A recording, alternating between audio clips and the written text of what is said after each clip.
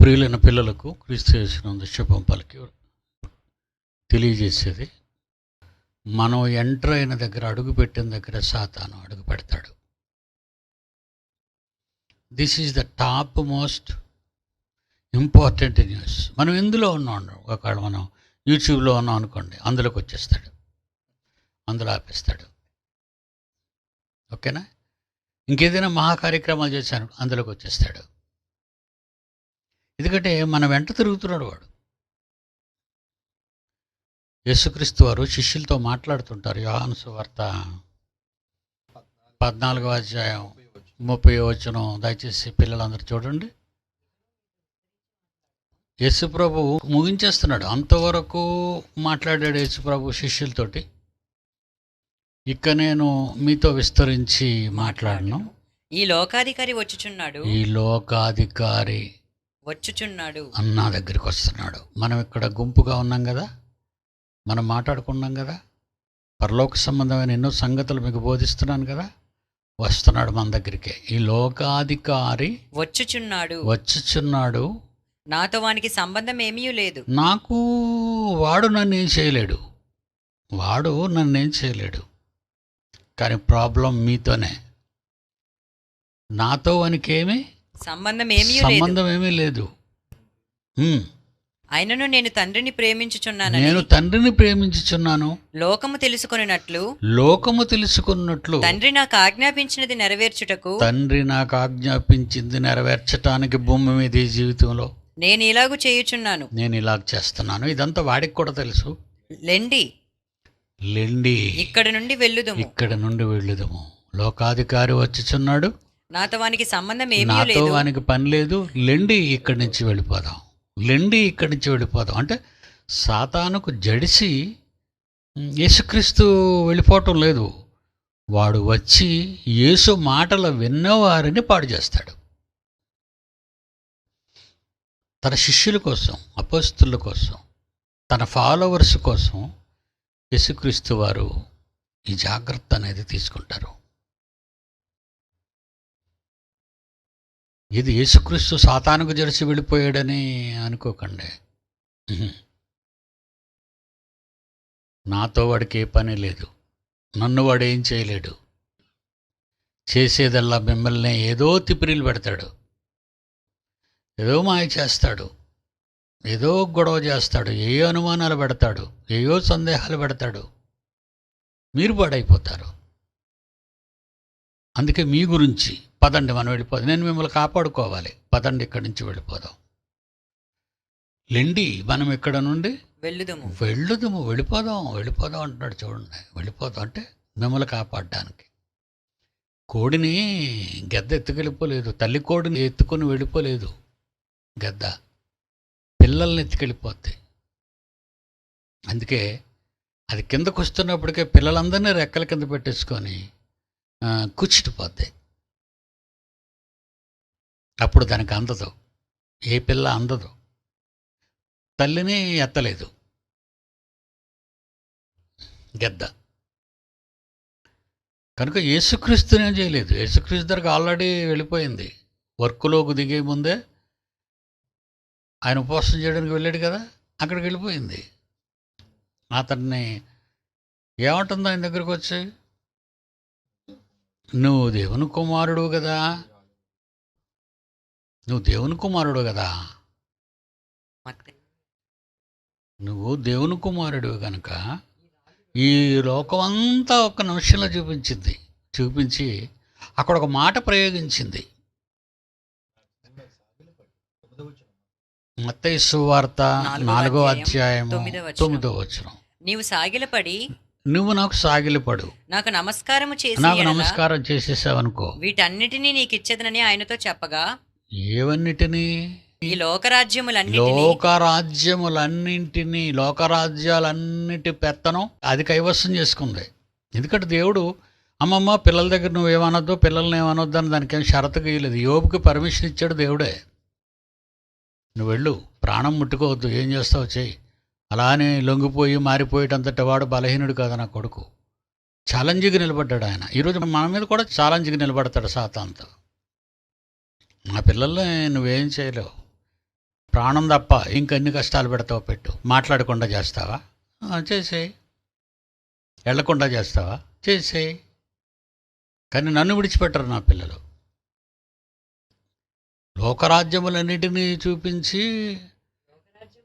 అవన్నీ నాకు అప్పగింపబడి ఉన్నవి అంటే లోక 4:6లో, లోక 4:6 లోకరాజ్యములన్నీ చూపించి ఈ అధికారమంతయు ఈ రాజ్యముల మహిమ నీకిత్తును, నీకు ఇచ్చిస్తాను. అది నాకు నాకు అప్పగింపబడి. దీనికి ఎవరు అప్పగించారు?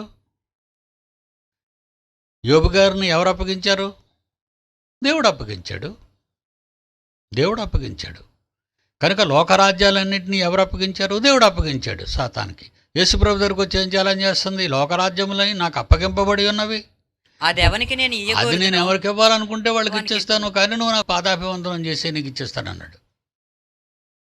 ఈరోజు మనం విస్తరించిన పదజాలాలు, మనం వాడుతున్న పదాలు, మనం వాడుతున్న మహాజ్ఞానం సంగతితో డబ్బున్నవాడి దగ్గర నుంచి, అధికారి దగ్గర నుంచి, నాయకుడు దగ్గర నుంచి, ప్రపంచ దేశాల నాయకుల దగ్గర వణుకు పుట్టిస్తున్నాం. ఒక్కొక్కడికి వణుకు. కనుక వాడు తట్టుకోలేకపోతున్నాడు. ఎందుకంటే వాయుమండల సంబంధ అధిపతడు. అసలు పైదంతా ఎవరికి హ్యాండ్ ఓవర్ చేశాడు? ఎఫ్సీపత్రిక 2వ అధ్యాయం ఎఫ్సీపత్రిక 2వ అధ్యాయం 2వ వచనం. మీరు వాటిని చేయుచు వాయుమండల సంబంధమైన అధిపతిని అనగా అవిధేయులైన ప్రపంచ మానవాళిని ఇప్పుడు ప్రేరేపించు శక్తికి అధిపతిని ఇప్పుడు ప్రేరేపించు శక్తి దాందే, పవర్ దాందే. ఇప్పుడు ప్రపంచ దేశాల మీద పవర్ దాందే. నా పిల్లలు ఏమీ నిరుత్సాహపడకండి. ఎందుకంటే మిమ్మల్ని చూస్తుంటే చాలా జాలేస్తుంటుందరా. అపోస్తలులు మీలాంటి వాళ్ళే కదా పాపం యేసుక్రీస్తు దగ్గర ఉన్నవాళ్ళు వచ్చేసారు. ప్రభువా ఏం చెప్పమంటావు? లోకాసు వార్త. ప్రభువా ఏం చెప్పమంటావు? 10వ అధ్యాయం. ఏం చెప్పమంటావు ప్రభువా? దయ్యాలు నీ పేరు చెబితే గజ గజ గజ ఆడిపోతున్నాయని పాపం చాలా ఆనందంతో 10వ అధ్యాయం లోకాసు వార్త 10వ అధ్యాయం 17వ వచనం. నీ పేరు చెప్తే చాలు అవి పోసేసుకుంటున్నాయి అని చెప్పారు శిష్యులు. అప్పుడు యేసుక్రీస్తు వెరీ గుడ్, ఏమనుకున్నారు మరి నేనంటే అని అనలేదు ఆయన. ఆయన ఏమంటున్నాడు చూడండి 17వ వచనం. ఆ 70 మంది శిష్యులు సంతోషముతో తిరిగి సంతోషము ఎంతో ఆనందంతో వచ్చేసి ప్రభువా దయ్యములు కూడా నీ నామం వల్ల మాకు లోబడుచున్నవని చెబితే మాకు దాసోహం అయిపోతున్నాయి అన్నారు అని చెప్పారట. అప్పుడు ఆయన సాతాను మెరుపు వలె, దానికి దీనికి సంబంధం ఉందండి. కనీసం ఎప్రిషియేషన్ అయినా చేయాలి కదా యేసుక్రీస్తు. Very good, well done my children, నిజంగా I proud of you my children అని అనాలి. మిమ్మల్ని చూస్తే గర్వపడుతున్నాను నేను. నిజంగా దయ్యాలు మీకు కూడా నా పేరు చెప్పగానే మీకు కూడా సాష్టాంగ పడుతున్నాయంటే అని అనాలి. అలాగనకుండా సాతాను మెరుపు వలె ఆకాశం నుండి వాయుమండలము నుంచి పడుట చూచితిని. ఎవరికోసం? ఇలాంటి చిన్నులన్నీ మీరు చేసి దయ్యాలు వదలగొట్టడం, స్వస్థతలు చేయటం, ఇవన్నీ చేస్తున్నారు కదా, వీటన్నిటినీ ఆపడానికి వాడు దిగాడు. మీ పనులు అంతం చేయటానికి వాడు దిగాడు. అంటున్నారా నా పిల్లలు? సాతాను మెరుపు వలె ఆకాశము నుండి పడుట చూచితని. మీరు ఈ మాటలు చెప్తున్నారా? నా పక్క తిరిగి చెప్తున్నారా? నాకు కనబడిపోతుంది, దిగిపోతుంది. అది మెరుపులా దిగుతుంది కిందకి. చూసారా, నక్షత్రం రాలిపోయినప్పుడు అర్ధరాత్రి కనబడుతుంది మనకి.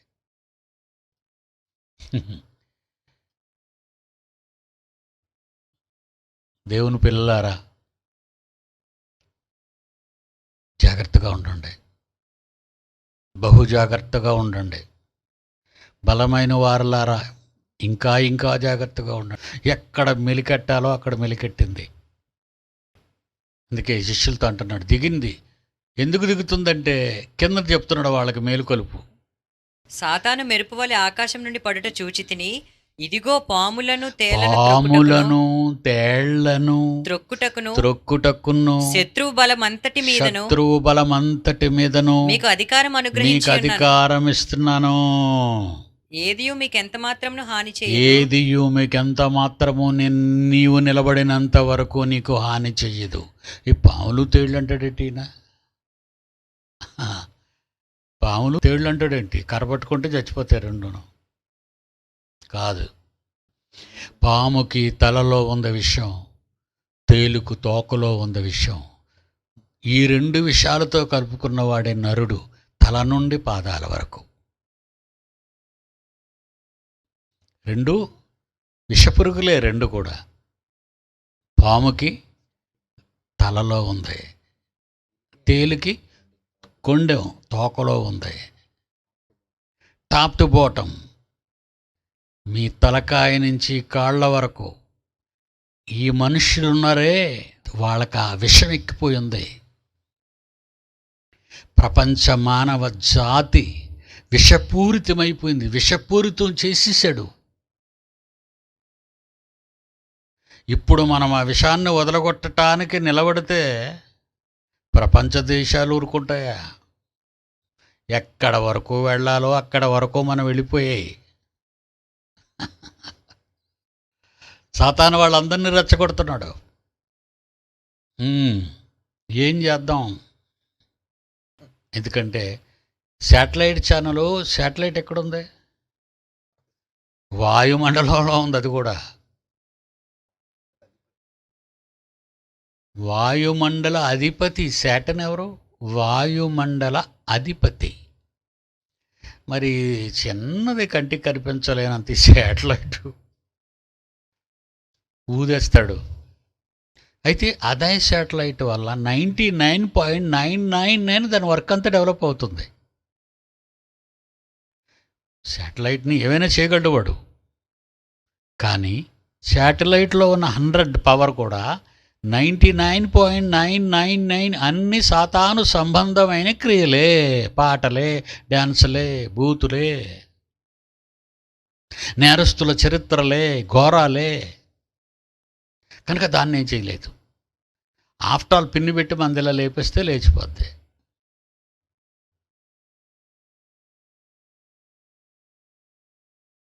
That is the power of Satan. Kingdoms అన్నీ ఈరోజు ప్రపంచ దేశాలన్నీ వాడి కిందే ఉన్నాయి. వాడు ఏం చెప్తే అయ్యే నడుచుకుంటారు వాళ్ళు. చాలా దానికి విధేయులైన పిల్లలు.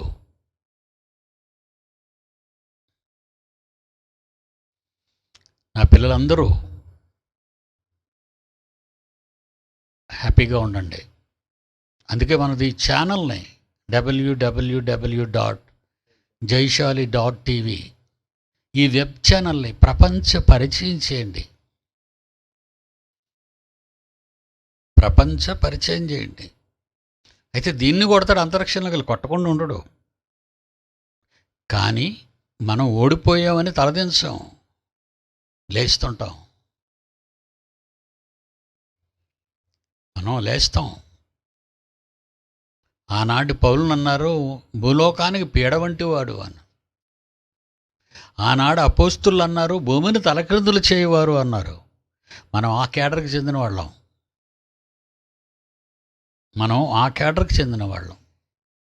కనుక మీరేం కంగారు పడొద్దు, భయపడొద్దు. ఎప్పుడు పోరాటం, మనం పోరాటం చేయాలి. ఇటు క్రైస్తవ్యాన్ని, డూప్లికేట్ క్రిస్టియానిటీని కడిగాం, ప్రపంచ దేశాలను కడిగాం, అందరికీ వేసాం, అందరినీ మందలించాం, అందరికీ జాగ్రత్తలు చెప్పాం. లోకమంతా దేవుణ్ణి అవమానిస్తున్న కాలంలో మీ జాన్సన్ పాట తలమానికంగా మారింది సమాజంలో. It's a wonderful song. Corona virus మీద రాసిన పాట, పాడిన పాట, అటు మ్యూజిక్, కంపోజింగ్, డైలాగ్స్ చాలా బాగున్నాయి అందులో, సాహిత్యం.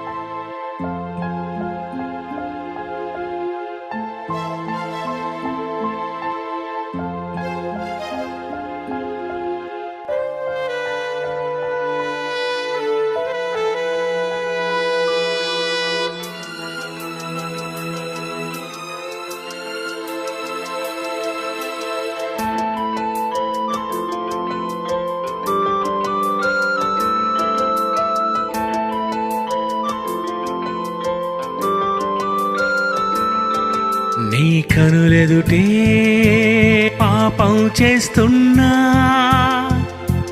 నీ వలనే నే బ్రతుకుతున్నా. ఇంతకాలం చల్లగా నన్ను చూసావు, ఈ సృష్టిని నా కొరకే నడిపిస్తున్నావు. ఇంతకాలం చల్లగా నన్ను చూసావు, ఈ సృష్టిని నా కొరకే నడిపిస్తున్నావు. నేనమ్మలేదని పాపం మానలేదని వచ్చింది కోపం నా వలనే. ఇది తెలియాలి ప్రతి మనిషికి మారమని. నీ కోపానికి ఎవరు నిలువగలరు? నీపై తిరుగబడితే శవాన్ని తాకగలరా? ఇప్పుడు ఆపడం ఎలా? నిన్ను వేడుకుంటానిలా. క్షమించు, నన్ను క్షమించు. కొద్ది దెబ్బలతో శిక్షించి నన్ను విడిపించు. నీ కనులెదుటే పాపం చేస్తున్నా, నీ వలనే నే బ్రతుకుతున్నా. ఇంతకాలం చల్లగా నన్ను చూసావు, ఈ సృష్టిని నా కొరకే నడిపిస్తున్నావు.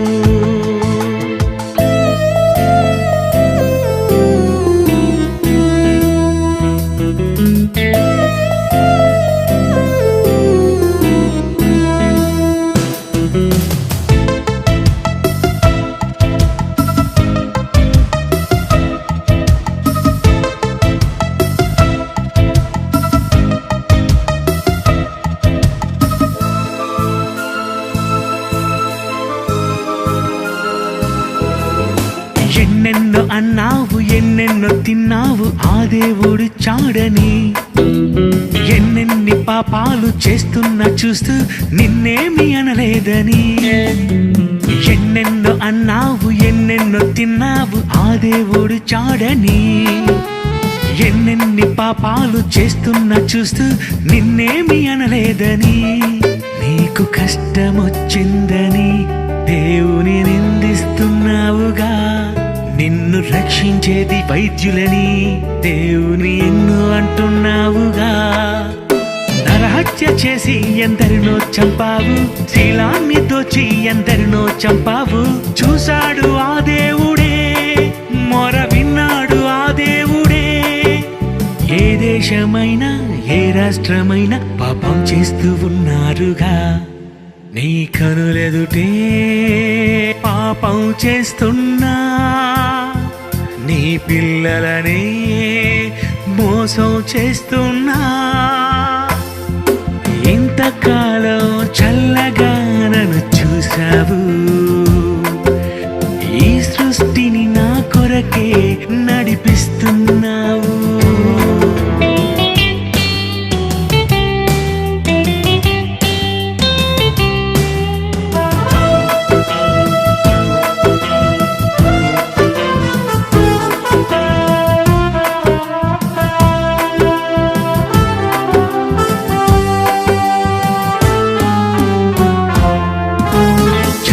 తన పని చేసి మనిషిని శిక్షిస్తుంటే న్యాయం అని అన్నావుగా. న్యాయం జరగని వారు దేవునికి మొరపెడితే శిక్షిస్తే అన్యాయమా? చట్టం తన పని చేసి మనిషిని శిక్షిస్తుంటే న్యాయం అని అన్నావుగా. కావాల్సినటువంటి న్యాయం ఏం జరిగితే బాగుంటుందని మీరు అనుకుంటున్నారు? వాళ్ళని ఇమీడియట్గా షూట్ చేయాలి. వాళ్ళని ఇమీడియట్గా ఈ కోట్ల చుట్లు తిప్పకుండా వాళ్ళని చంపేయాలి. చంపేస్తే మాకు పెద్ద న్యాయం మనశ్శాంతి కూరుతుంది. చనిపోయినా కూడా న్యాయం చేకూరుతుందని మేము అనుకుంటాం. శ్రీధర్ రెడ్డి గారు చెప్తున్నటువంటి అంశం ఏంటంటే ఖచ్చితంగా వాళ్ళని అదే ప్లేస్లో వెళ్ళి షూట్ చేయాలి, అప్పుడే మాకు న్యాయం జరుగుతుంది, మా బిడ్డ ఆత్మ కూడా శాంతి చేకూరుతుందని కూడా వాళ్ళు అడుగుతున్నారు. న్యాయం జరగని వారు దేవునికి మొరపెడితే శిక్షిస్తే అన్యాయమా? కన్నవారే శిక్షించితే కన్నవారిని అనలేదుగా. సృష్టికర్తే శిక్షించితే అది తప్పంటున్నావుగా. ఏం తప్పు చేశావో అది తెలుసుకోవా, మన్నించమని దేవుడిని అడగలేవా? శిక్షించే హక్కుందని అది తెలిసే నువ్వు బ్రతకాలని, మరణిస్తావని తెలిసి ఆ దేవుణ్ణే మరిచి పాపిగా చేస్తున్నావుగా. నీ కనులెదుటే పాపం చేస్తున్నా, నీ పిల్లలనే మోసం చేస్తున్నా. ఇంతకాలం చల్లగా నన్ను చూసావు,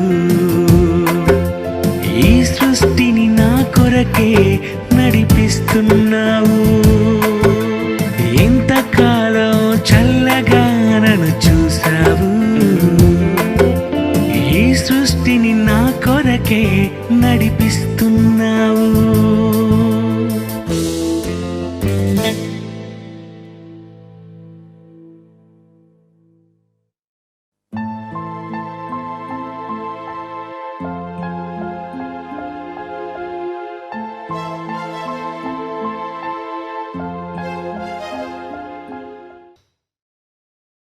కరోనా అంటే అండర్ ఎస్టిమేట్ చేశారు అందరూ. కరోనా అని అండర్ ఎస్టిమేట్ చేసింది ప్రపంచం. గాలిలో సోకుతుంది, సెక్స్లో సోకుతుంది, కంటి చూపు ద్వారా సోకుతుంది. లాక్డౌన్ చేస్తూనే ఉన్నారు, రోగులు సంఖ్య పెరిగిపోతుంది. ఎంతమంది పోవాలో దాని కౌంట్.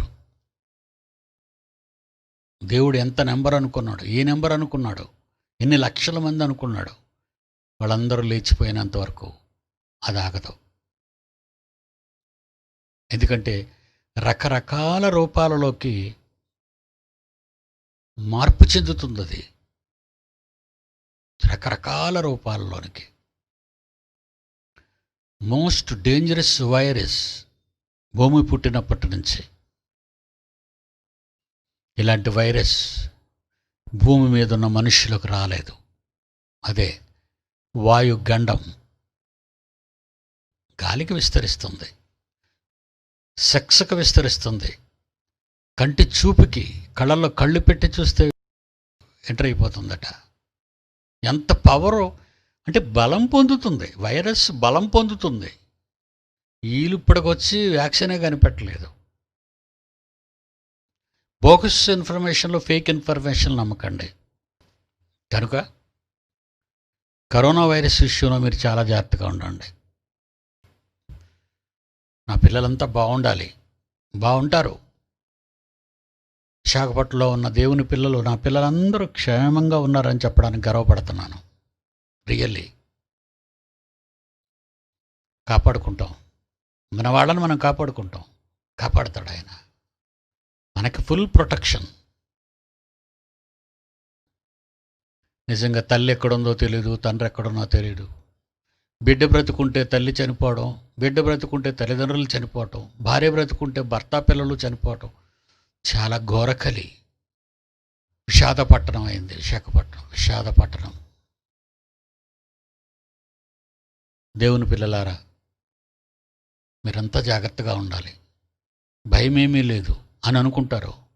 ఆ అనుకునే సమయంలోనే విపత్తు అనేది మనిషిని ఆవహిస్తుంది. ఎందుకంటే ఇక ముందు జరిగే అటాక్స్ అన్నీ కూడా సీరియస్ అటాక్స్ అవుతాయి. భయంకరమైన అటాక్స్. అమెరికాలో అరణ్యాలు తగలడిపోతున్నాయి.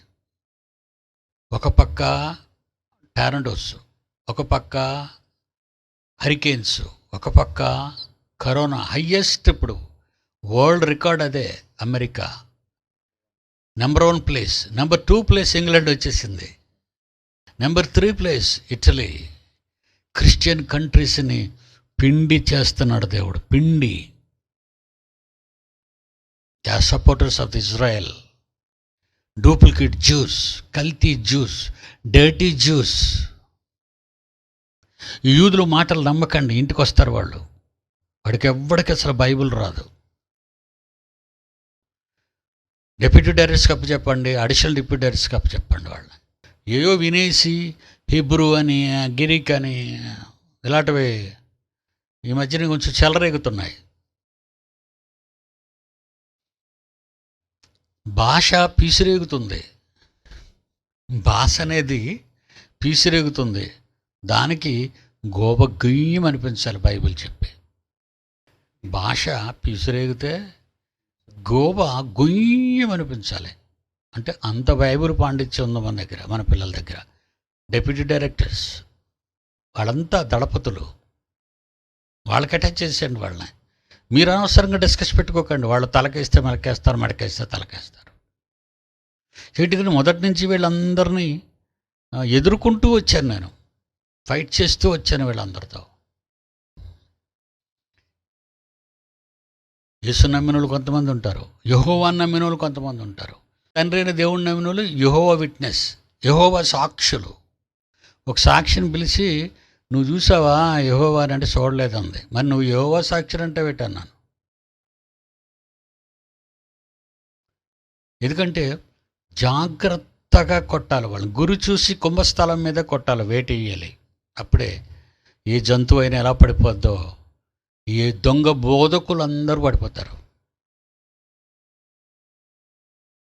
అనవసరంగా ఎవరితో వాదనలు పెట్టుకోకండి, అనవసరంగా ఎవరితో వాదనలు పెట్టుకోకండి. చూడండి, హిందువుల పక్షాన తప్పుడుగా మాట్లాడుతున్న వాళ్ళు ఎవరందరూ నా పిల్లలని చెప్పుకున్నారు. కాదు, they are not my children. వాళ్ళందరినీ కూడా యూనివర్సిటీ నుంచి బయటికి గెంటేశాం. హిందూ సోదరులారా, దయచేసి గమనించండి.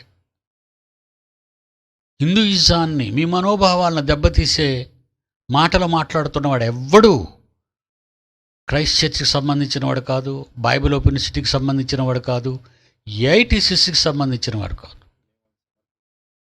వాళ్ళని మేము తగిలేసాం బయటికి, అవుట్. వాళ్ళు మా పేరు చెప్పుకుంటారు, ఏదో మా దగ్గర నుంచి వచ్చారు కనుక మేము వాళ్ళని చేస్తున్నాం. దయచేసి మమ్మల్ని అపార్థం చేసుకోకండి హైందవ సోదరులారా. మేము ఎప్పుడు కూడా మిమ్మల్ని అవమానపరిచేవాళ్ళం కాదు, మీ మనోభావాలను దెబ్బతీసేవాళ్ళం కాదు. మేము చాలా respectable persons. Bible open city international, all educated children, students వాళ్ళంతా కూడా ఒక గౌరవ ప్రతిష్టాకరమైన విద్యాభ్యాసం చేసి పట్టా తీసుకుని వెళ్ళిన వారు. ఈ పట్టాలు లేనివారు, మేము మా దగ్గర నుంచి బయటకు వచ్చామని చెప్పుకునేవారు ఎవరిని దయచేసి మీరు నమ్మకండి, స్వీకరించకండి, మీ ఇంట చేరనివ్వకండి. వాళ్ళేమి ఇంట్లో చేర్చుకోకూడదు. మా పేరు చెప్తారు, మా పేరు చెప్తే వెంటనే డిప్యూటీ డైరెక్టర్స్కి ఫోన్ చేయండి, అడగండి వాళ్ళని. అప్పుడు వాళ్ళు చెప్తారు అవునో కాదో. ఓకేనా? God bless you. అందరికీ సెలవు.